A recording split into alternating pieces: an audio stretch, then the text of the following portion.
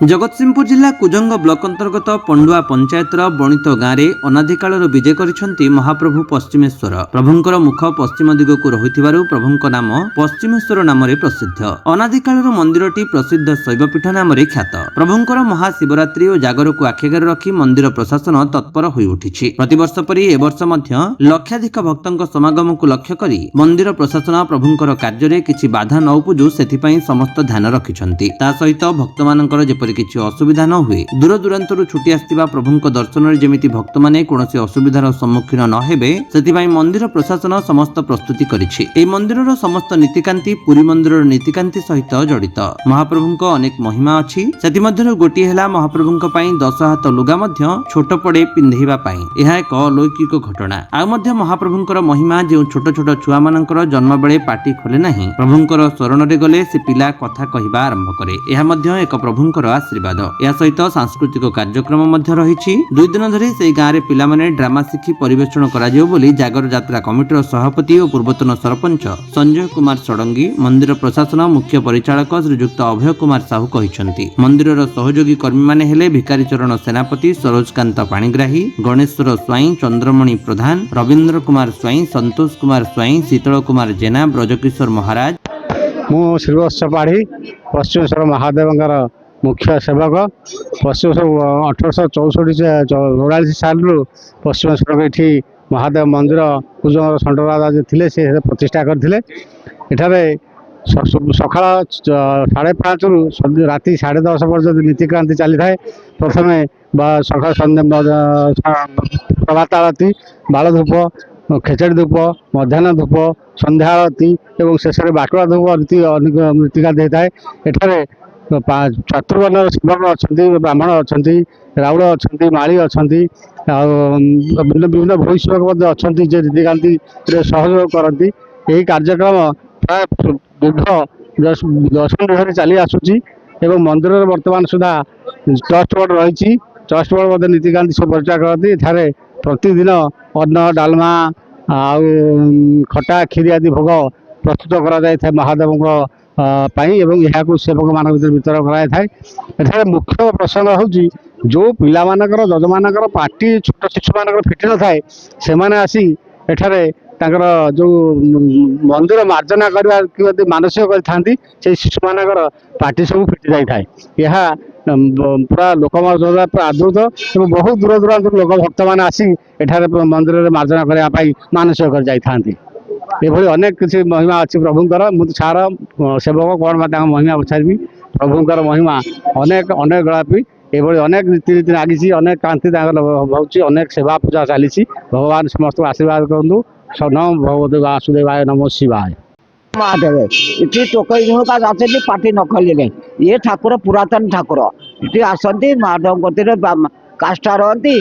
Party खोलीज Tokai जुणुका चलो पिला दब, धन दब, सब दब, देव दब महादेव। ये आपन तो जानते ये पुरातन ठाकुर सबुठ महादेव अच्छा कि ये पुरातन ठाकुर के पाताल ये पाताल फुटा महादेव। आप देखुना नुका पिंधा महादेव 10 हाथ नुका दरकार है सत्य ने राडी पुबरा इतने मोटा निर्गात देखुना। आपन तो देखुं घटना आम सेवक ता पाद सेवा करने कथा। सेवा कले आमको 2 पैसा आपण मैंने आसे देवे। ये हूँ कथा आ कथा कि ना। ये बहुत दिन मंदिर पुरातन मंदिर राजा राजू कुजंग राजा मंदिर कर। ये मंदिर कुजंग राजा कर। हाँ बहुत दिन मंदिर बहुत लोक आउट बहुत कम हो पिलापिली टंका पैसा चाकरी बाकरी गुड़ा दौर समस्त को आपण मान जिते भक्ति करेंगे से दब ये हूँ कथा।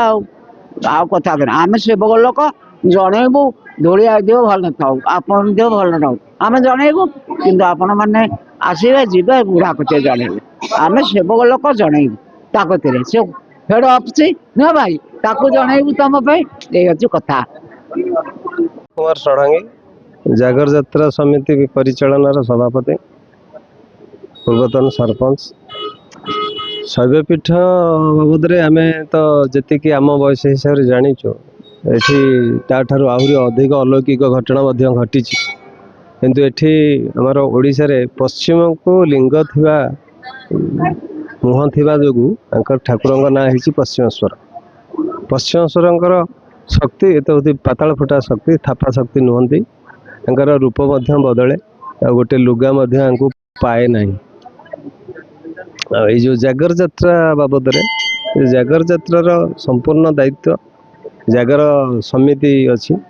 ଜାଗର ସମିତି ହିଁ ତାର ସବୁ ଉପଭୋଗ କରେ, ଯୋଗାଯୋଗ କରେ। କିନ୍ତୁ ଏଠି ନୀତିକାନ୍ତି, ପୁରୀ ନୀତିକାନ୍ତି ସବୁ ନୀତି ପୁରୀରେ ଯେଉଁ ହିସାବରେ ହୁଏ ଏଠି ସେଇ ହିସାବରେ ହୁଏ। ଦୀପ ଉଠିବାଟା ଆମର ବହୁତ ଲେଟ୍ ହୁଏ। ସରକାରୀ ସ୍ତରରେ 11ଟା ଥିଲେ ମଧ୍ୟ ଆମର 2ଟା ଯାଏ ହୁଏ। କାହିଁକି? ତାଠୁ ଏଠି ବେଢ଼ା ସଫା କଲା ପରେ ଯାଇକି ଦୀପ ଉଠେ। 2ଟା ପୂର୍ବରୁ ଦୀପ ଉଠିବା ମଧ୍ୟ ଏଠି ସମ୍ଭବ ହୁଏ ନାହିଁ।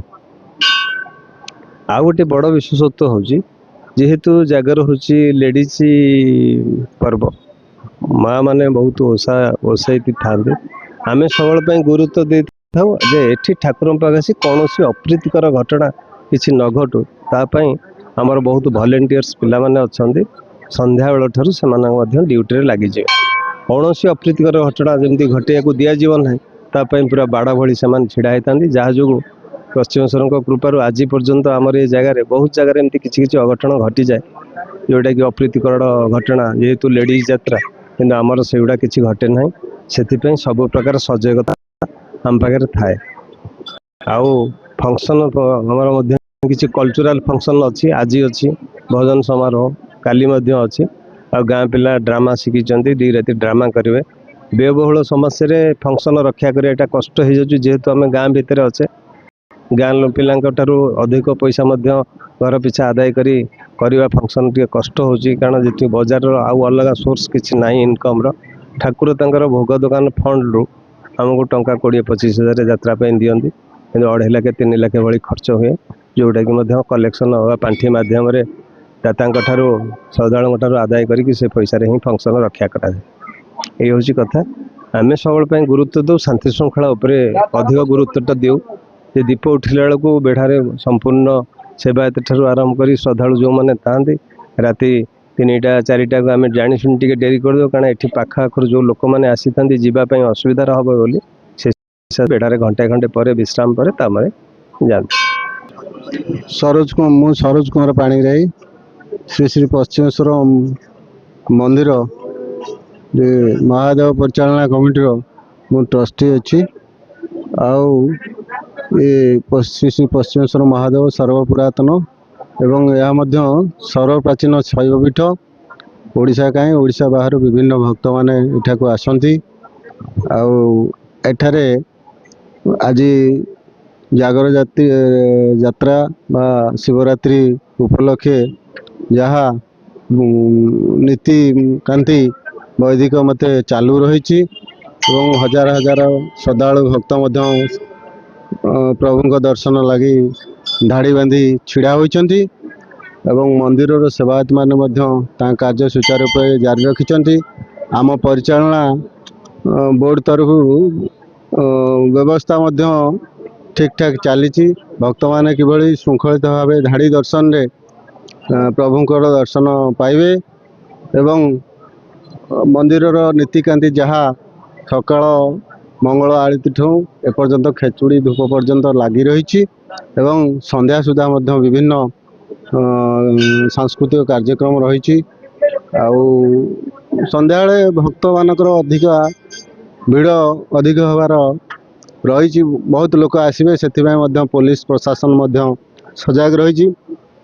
ଆଉ ସରକାରୀ ବ୍ୟବସ୍ଥା ମଧ୍ୟ ଯାହା ହେବା କଥା ଠିକ୍ ଠାକ୍ ଅଛି। ଆଉ ଭକ୍ତମାନେ ଯେଉଁମାନେ ଆସୁଛନ୍ତି ସେମାନଙ୍କ ପାଇଁ ଆବଶ୍ୟକ ପାନୀୟ ଜଳ ଠାରୁ ଆରମ୍ଭ କରି ଯାହା କିଛି ସବୁ ପରିଚାଳନା କର୍ତ୍ତୃପକ୍ଷ ମଧ୍ୟ ତାହା ସୁଚାରୁ ରୂପେ ବ୍ୟବସ୍ଥା କରିଛନ୍ତି।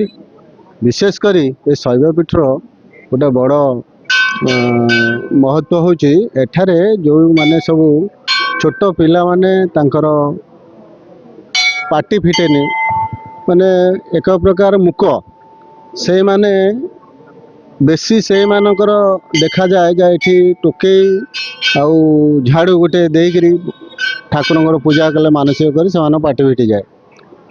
ତେଣୁ ଏ ପାଇଁ ବିଖ୍ୟାତ। ଆଉ ବିଶେଷ କରି ଏ ମହାଦେବ ଯିଏ ପଶ୍ଚିମେଶ୍ୱର ମହାଦେବ ଯିଏ ଶିବଲିଙ୍ଗ, ପ୍ରାତରୁ ସନ୍ଧ୍ୟା ପର୍ଯ୍ୟନ୍ତ ବା ରାତ୍ରି ମଧ୍ୟରାତ୍ରି ପର୍ଯ୍ୟନ୍ତ ଏ ଶିବଲିଙ୍ଗଙ୍କର ଯେ ମହାଦେବଙ୍କ ରଙ୍ଗ ପରିବର୍ତ୍ତନ ହେଇଥାଏ, ଏଇଟା ମୋର ଆଶ୍ଚର୍ଯ୍ୟର କଥା। ଏଇଟା କେଉଁଠି ଦେଖାଯାଏନି, ସେଥିପାଇଁ ବିଶେଷତ୍ୱ ରହିଛି। ତାଙ୍କର ମହିମା ବା ବିଭୂତି ମହାନ ଏବଂ ଅସଂଖ୍ୟ ଭକ୍ତ ଏଥିପାଇଁ ବହୁତ ଆକର୍ଷିତ ହୋଇ ଆସନ୍ତି। ଯାହା ହେଉ ଆଜି ଜାଗର ଯାତ୍ରା ମଧ୍ୟ ସୁରୁଖୁରୁରେ ସମାପନ ହେବା ପାଇଁ ଆମେ ବି ଆଶା ରଖିଛୁ। ମହାଦୀପ ମଧ୍ୟ ଯଥା ସମୟରେ ନୀତିକାନ୍ତି ପରେ ପ୍ରାୟ 2:30 ବେଳେ ଉଠିବାର ରହିଛି, କାରଣ ଠାକୁରଙ୍କର ଯେଉଁ ନୀତିକାନ୍ତି ରହିଛି ଗୋଟେ ପରେ ଗୋଟେ ତାହା ତ ନିଶ୍ଚିତ କରାଯିବ, ତା ଦେହରେ ଆଉ ବ୍ୟତିକ୍ରମ ହେବନି। ସେଇକୁ ଲକ୍ଷ୍ୟ କଲେ 2:30 ସୁଦ୍ଧା ଆମେ ଆଶା କରୁଛୁ ମହାଦେବ ମନ୍ଦିରକୁ ଉଠିପାରିବ।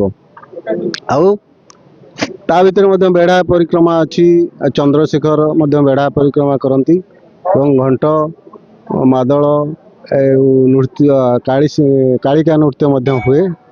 ଏମିତି ବହୁତ ଭଲ ଭାବରେ ଚାଲେ ଏବଂ ପରିଚାଳନା ବୋର୍ଡ ମଧ୍ୟ ଏହାକୁ ସୁଚାରୁ ରୂପେ ନିର୍ବାହ କରିଚାଲିଛି। ଆଉ ଗ୍ରାମବାସୀ, ସ୍ଥାନୀୟ ପ୍ରଶାସନ ଏବଂ ଜାଗର ଯାତ୍ରାର ଗୋଟେ କମିଟି ଅଛି, ସେ ମଧ୍ୟ ଏଥିରେ ଜାଗର ଯାତ୍ରା କମିଟିର ଅଧ୍ୟକ୍ଷ ଏବଂ ତାଙ୍କର ମଧ୍ୟ ଗୋଟେ ସବ୍ କମିଟି ଅଛି, ସେମାନେ ମଧ୍ୟ ସହଯୋଗ କରି ଏ ପୂଜାଟିକି ସୁଷ୍ଠୁ ଶୃଙ୍ଖଳିତ ଭାବେ କରିଚାଲିଛନ୍ତି। ବର୍ଷ ଧୀରେ ବର୍ଷ ମଧ୍ୟ ଆମର ଆଶା ଅଛି ଠିକ୍ ସୁଚାରୁ ରୂପେ ହେଇପାରିବ, ସେଥିରେ ସନ୍ଦେହ ନାହିଁ। ଏ ପୀଠ ହେଉଛି ଶ୍ରୀ ଶ୍ରୀ ପଶ୍ଚିମେଶ୍ୱର ମହାଦେବ ବିଜେ ବଣିତ, ଜଗତସିଂହପୁର ଜିଲ୍ଲା କୁଜଙ୍ଗ ବ୍ଲକ ଅଧୀନସ୍ଥ ଏ ଏକ ପ୍ରାଚୀନ ଶୈବପୀଠ। ଏଠିକାର ଯେଉଁ ମନ୍ଦିରଟା ତିଆରି ହେଇଛି ଇଏ ହେଉଛି ଏକ ଇଷ୍ଟକ ମନ୍ଦିର ଏବଂ ବିମାନକୃତି କଳିଙ୍ଗ ଶୈଳୀରେ ନିର୍ମାଣ କରାଯାଇଛି। ଏହି ମନ୍ଦିରକୁ ତତ୍କାଳୀନ କୁଜଙ୍ଗ ପ୍ରଗଣାର ରାଜା ରାଜାଧିରାଜ ଶ୍ରୀ ଶ୍ରୀ ମର୍ଦ୍ଦରାଜ ଷଣ୍ଢ 1144 ସାଲରେ ନିର୍ମାଣ କରିଥିଲେ। ପରବର୍ତ୍ତୀ ପର୍ଯ୍ୟାୟରେ ବିଶ୍ୱକବି ରବୀନ୍ଦ୍ରନାଥ ଟାଗୋରଙ୍କ ପିତା କ୍ଷୀମେନ୍ଦ୍ରନାଥ ଟାଗୋର ପଣ୍ଡୁଆ ପ୍ରଗଣାର ଜମିଦାରୀ ଥିଲେ।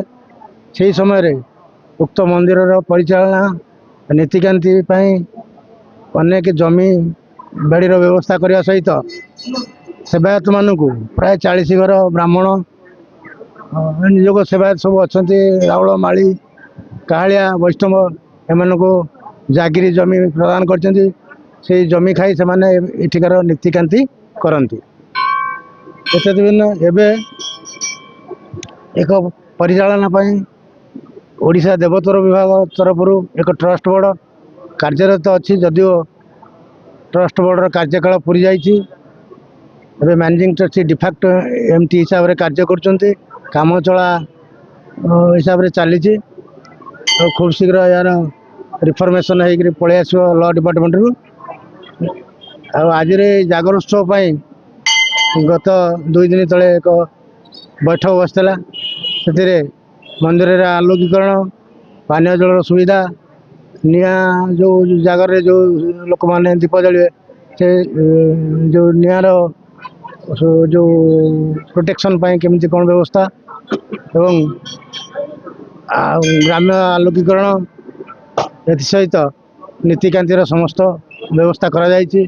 ଆଜି ସକାଳୁ 5ଟାରେ ମଙ୍ଗଳ ଆଳତି, 6ଟାରେ ବାଳ ଧୂପ ଏବଂ 11ଟାରେ ଖେଚେଡ଼ି ଧୂପ ଓ ଅପରାହ୍ନ 1:30ରେ ବଡ଼ ଧୂପ, ତାପରେ ସନ୍ଧ୍ୟା ଆଳତି ପରେ ଶ୍ରଦ୍ଧାଳୁମାନଙ୍କ ପାଇଁ ମନ୍ଦିର ଖୋଲା ରହିବ। ଏହା ପ୍ରାୟତଃ ରାତି ପାଇବା ପର୍ଯ୍ୟନ୍ତ ମନ୍ଦିର ଖୋଲା ରହିବ। ନାୟକଙ୍କ କହିବା ଅନୁସାରେ ଯେ ଆମର ମହାଦୀପ 2:15ରୁ 3:15 ମଧ୍ୟରେ ଉଠିବ। ଏହିସବୁ ବ୍ୟବସ୍ଥା କରାଯାଇଛି। ଜଗତସିଂହପୁର ଜିଲ୍ଲା ଏରସମାରୁ ନୃସିଂହ ମଲ୍ଲିକ ଓ ରଘୁନାଥପୁରରୁ ମନୋଜ ଜେନାଙ୍କ ରିପୋର୍ଟ, ବିଶ୍ୱ ବିଜୟୀ ନ୍ୟୁଜ୍ ଓଡ଼ିଶା।